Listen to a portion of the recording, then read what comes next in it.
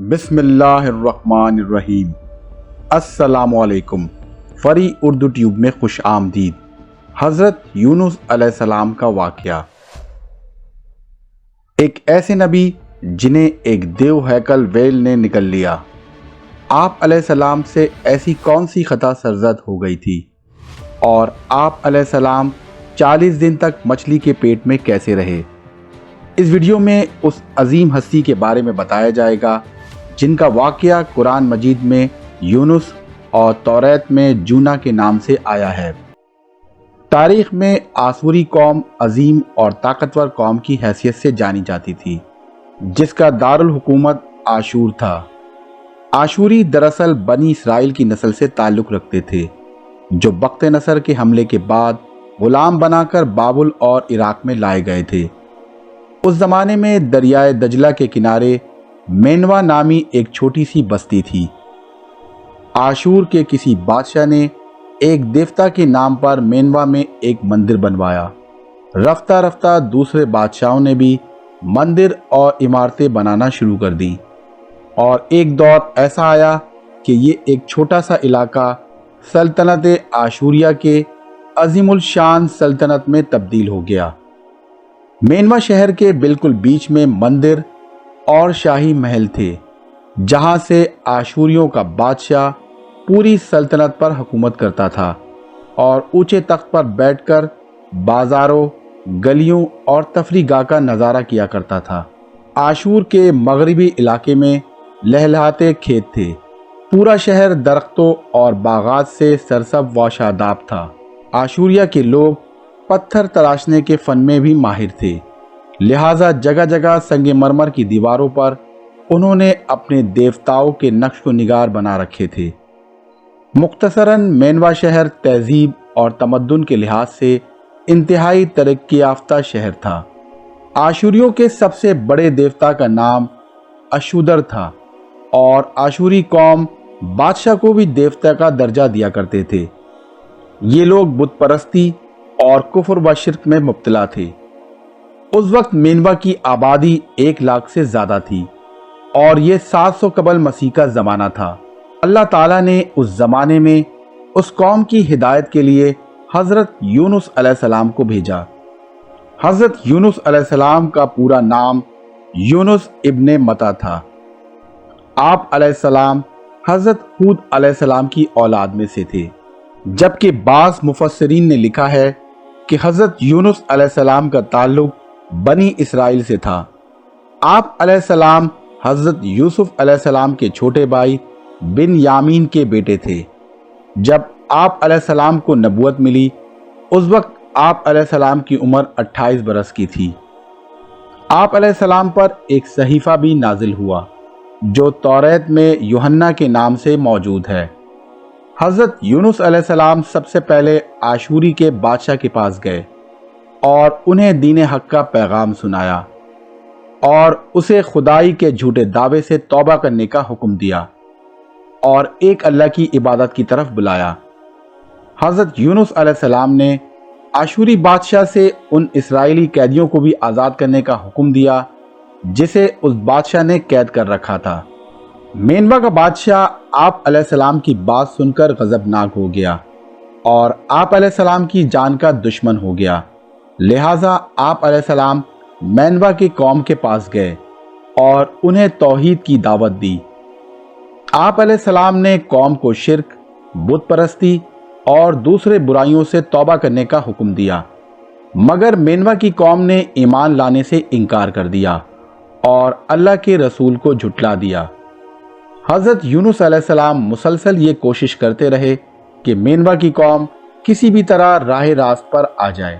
آپ علیہ السلام نے اپنی قوم کو بہت سمجھایا اور دین کی دعوت کا کام جاری رکھا اور اس طرح سے 40 سال کا عرصہ گزر گیا، لیکن مینوا قوم مسلسل حضرت یونس علیہ السلام کی دین کی دعوت کی منافی کرتی رہی اور پوری قوم شرک پر ڈٹی رہی۔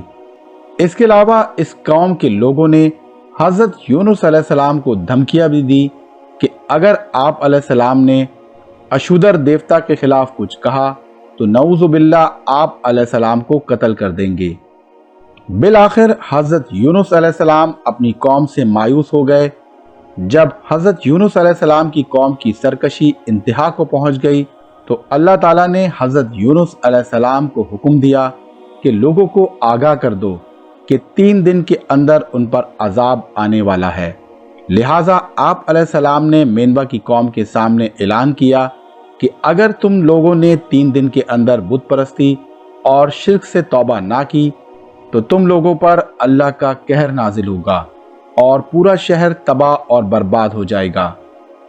लोगों ने आप अलैहिस्सलाम का मजाक उड़ाया और जवाब में कहा कि हम तुम्हारे रब की तरफ से आने वाले अजाब के मुंतजिर रहेंगे। आप अलैहिस्सलाम की कौम ने आपस में मशवरा किया तो इस बात पर सबका इत्तफाक हुआ कि यूनुस अलैहिस्सलाम को कभी झूठ बोलते नहीं देखा, लिहाजा आप अलैहिस्सलाम की बात को नज़रअंदाज नहीं करना चाहिए।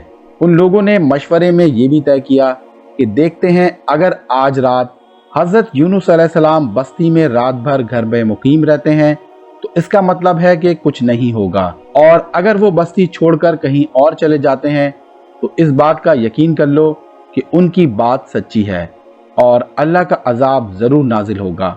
हज़रत यूनुस अलैहिस्सलाम उसी रात बस्ती से निकल गए। सुबह हुई तो अजाब इलाही का एक सियाह धुआं बादल की शक्ल में बस्ती वालों के सर पर मंडलाने लगा। जब वो सियाह धुआं उनके करीब होने लगा तो उन लोगों को यकीन हो गया कि अब वो सब हलाक होने वाले हैं। दरअसल हज़रत यूनुस अलैहिस्सलाम अपनी कौम से नाराज होकर चले गए थे, मगर अल्लाह ने उन्हें वहां से निकलने का हुक्म नहीं दिया था और वो अपने कौम को अजाब इलाही के इतला देने के बाद अल्लाह की इजाज़त के बगैर बस्ती छोड़कर चले गए थे। अजाब के आसार देखकर जब आशूरियों ने तौबा व इस्तग़फ़ार किया तो अल्लाह ताला ने उन्हें माफ़ कर दिया। अल्लाह ताला उस वक्त तक किसी कौम पर अजाब नाजिल नहीं करता जब तक वो अपनी हुज्जत पूरी नहीं करता। बस जब हज़रत यूनुस अलैहिस्सलाम ने उस कौम में मोहलत के आखिरी लम्हे तक नसीहत का सिलसिला जारी नहीं रखा और अल्लाह ताला के मुकर्ररा करदा वक्त से पहले वो खुद ही हिजरत करके चले गए तो अल्लाह ताला के इंसाफ ने इस कौम पर अजाब नाजिल करना गवारा नहीं किया और अल्लाह ताला ने उन्हें माफ़ कर दिया। जब हज़रत यूनुस अलैहिस्सलाम दरिया फ़िरात के करीब पहुँचे तो एक मुसाफिरों से भरी हुई कश्ती देखी। हज़रत यूनुस अलैहिस्सलाम उस कश्ती में सवार हो गए और कश्ती ने लंगर उठाया। पूरे दिन कश्ती समंदर में सुकून से चलती रही। फिर अचानक ऊंची ऊंची लहरें उठने लगी। कश्ती में सवार लोगों ने अपना साजो सामान समंदर के अंदर से फेंक दिया ताकि कश्ती का वजन थोड़ा कम हो जाए, लेकिन कश्ती का बोझ फिर भी कम नहीं हुआ। जब कश्ती डगमगाने लगी तो कश्ती में सवार तमाम लोगों को कश्ती के गर्क होने का यकीन होने लगा। कश्ती में सवार लोगों ने अपने अकीदे के मुताबिक कहा कि ऐसा मालूम होता है कि इस कश्ती में कोई गुलाम अपने आका से भागा हुआ है। जब तक उसको इस कश्ती से अलग नहीं किया जाएगा तब तक इस मुश्किल से निजात नहीं मिलेगी। जब हज़रत यूनुस अलैहिस्सलाम ने उनकी गुफ्तगू सुनी तब उन्हें एहसास हुआ कि अल्लाह को मेरा मेनवा से वही का इंतज़ार किए बगैर इस तरह चले आना पसंद ना आया और ये मेरी आजमाइश के आसार हैं। ये सोचकर हज़रत यूनुस अलैहिस्सलाम ने कश्ती वालों से फरमाया, मैं ही वो गुलाम हूँ जो अपने मालिक से फरार होकर आया है। लिहाजा 3 मरतबा कुरानंदाजी की गई और तीनों मरतबा हज़रत यूनुस अलैहिस्सलाम का नाम निकला। तब मजबूर होकर अहले कश्ती ने हज़रत यूनुस अलैहिस्सलाम को दरिया में फेंक दिया। उस वक्त अल्लाह ने बड़ी सी मछली को हुक्म दिया कि आप अलैहिस्सलाम को निगल लो, मगर ये तुम्हारी ग़िज़ा नहीं है, इसलिए उनके जिस्म पर कोई तकलीफ नहीं होनी चाहिए। मछली ने अल्लाह के हुक्म से हज़रत यूनुस अलैहिस्सलाम को अपने पेट में निगल लिया। जब हज़रत यूनुस अलैहिस्सलाम ने खुद को मछली के पेट में जिंदा पाया तो बारगाह इलाही में अपनी नदामत का इजहार किया कि मैं वही इलाही का इंतजार किए बगैर, अल्लाह से इजाजत लिए बगैर अपनी उम्मत से नाराज होकर मेनवा से निकल आया। हजरत यूनुस अलैहिस्सलाम ने मछली के पेट में अल्लाह को पुकारा। हजरत यूनुस अलैहिस्सलाम पर मछली के पेट में 3 तरह का अंधेरा इकट्ठा हो गया था। पहला रात का अंधेरा, दूसरा मछली के पेट का अंधेरा और तीसरा समंदर का अंधेरा। आप अलैहिस्सलाम ने इन अंधेरों में ये कलमात कहे, या अल्लाह, तेरे सिवा कोई माबूद नहीं है, तू यकता है, میں تیری پاکی بیان کرتا ہوں، بے شک میں اپنے نفس پر خود ہی ظلم کرنے والا ہوں۔ روایت کے مطابق اگر حضرت یونس علیہ السلام یہ تسبیحات نہ پڑھتے تو قیامت تک مچھلی کے پیٹ میں رہتے۔ رسول اکرم صلی اللہ علیہ وسلم نے فرمایا، جب یونس نے یہ دعا کی تو یہ کلمات عرش کے گرد گھومنے لگے۔ فرشتے کہنے لگے کہ یہ کہیں دور دراز سے آواز آ رہی ہے، لیکن ان کی آواز سے آشنا ضرور ہے اور آواز بہت ہی کمزور ہے۔ اللہ تعالیٰ نے جب حضرت یونس علیہ السلام کی درد بھری آواز کو سنا تو فرمایا کہ کیا تم اس آواز کو نہیں پہچانتے؟ فرشتوں نے کہا نہیں۔ اللہ تعالیٰ نے فرمایا یہ میرے بندے یونس کی آواز ہے۔ فرشتوں نے کہا یہ وہی یونس ہے جس کے پاک عمل قبول شدہ ہر روز تیری طرف چڑھتے تھے۔ اے اللہ تو مصیبت کے وقت ان پر رحم فرما۔ تو اس وقت اللہ تعالیٰ نے مچھلی کو حکم دیا کہ وہ آپ علیہ السلام کو بغیر کسی تکلیف کے سمندر کے کنارے پر اگل دے۔ روایت کے مطابق حضرت یونس علیہ السلام 40 دن اس مچھلی کے پیٹ میں رہے اور اس کے بعد اللہ تعالیٰ کے حکم سے اس مچھلی نے آپ علیہ السلام کو سمندر کے کنارے پر اگل دیا۔ مچھلی کے پیٹ میں رہنے کی وجہ سے آپ علیہ السلام کا جسم ایسا ہو گیا تھا جیسے پرندے کا پیدا شدہ بچہ، جس کا جسم نرم ہوتا ہے اور جس کے جسم پر بال تک نہ تھے۔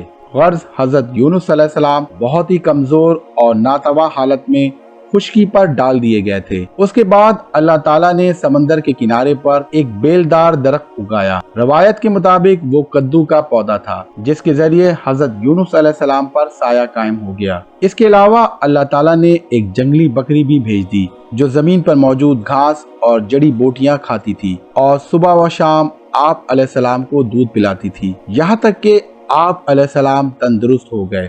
حضرت یونس علیہ السلام اس سائے میں ایک جھوپڑی بنا کر رہنے لگے۔ ایک دن حضرت یونس علیہ السلام کی قوم آپ علیہ السلام کو تلاش کرتی ہوئی اس ساحل کے قریب پہنچ گئی اور انہوں نے آپ علیہ السلام کو دیکھ لیا۔ آپ علیہ السلام کی قوم نے آپ کے ہاتھ پر اسلام کی بیعت کر لی اور اللہ تعالیٰ کے سامنے اپنے گناہوں سے استغفار کیا۔ حضرت یونس علیہ السلام دوبارہ مینوا چلے گئے اور وہاں رہ کر اپنی قوم میں ہدایت کا سلسلہ جاری رکھا۔ حضرت یونس علیہ السلام کی بقایا زندگی مینوا ہی میں ہی گزری اور وہیں پر آپ علیہ السلام کا وصال ہوا۔ حضرت یونس علیہ السلام کے واقعے سے ہمیں یہ سبق ملتا ہے کہ ہمیں کسی بھی حال میں اللہ کی رحمت سے مایوس نہیں ہونا چاہیے اور نہ ہی ہدایت کے معاملے میں اپنی ذات پر بھروسہ کرنا چاہیے۔ بے شک ہدایت تو صرف اللہ تعالیٰ کی طرف سے ہے، ہماری ذمہ داری صرف پیغام حق پہنچانا ہے۔ اللہ تعالیٰ ہم سب کو ثابت قدم رہنے کی توفیق عطا فرمائے۔ امید کرتا ہوں یہ واقعہ آپ کی معلومات میں اضافے کا باعث بنا ہوگا۔ اگر ایسا ہے تو اسے اپنے دوستوں کے ساتھ شیئر کریں